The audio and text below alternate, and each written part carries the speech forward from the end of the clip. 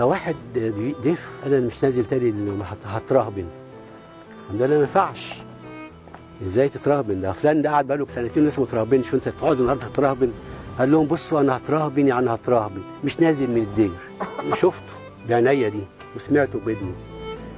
كان يبكي يقول لي انا مش عايز انزل، انا حبيت المكان مش عايز انزل. وبعدين ايه، نزلوه بالعافيه.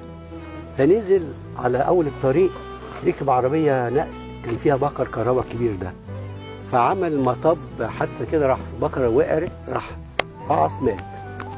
فراح رجع تاني وقف، واي عربيه داخله جوه بعت لنا الحقوا اللي انتوا ركبتوه عندنا، صلنا باهله.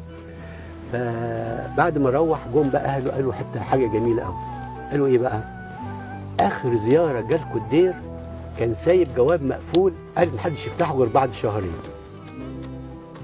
وبعد ما سمعنا الخبر فتحنا الظرف ده لقينا مكتوب فيه الشقه بتاعتي ياخدها اخويا فلان، والفلوس اللي محوشها مش عارف فين ياخدها اخت فلان. قسم كل حاجه وقال لهم انا رايح اتراهبن ومش راجع تاني. الاباء قالوا دوت احسن من راهب، لان نيته رهبنه وجاي تارك ووزع كل تركته وقسمها ومن قلبه مش عايز يرجع، وعشان الطاعه رجع. بخت الانسان ان هو ايه، يكون قلبه حلو ياخده ربنا بقى باي طريق. عشان كده في طرق كتير، يقول لك ايه، علمتنا طرق الخلاص.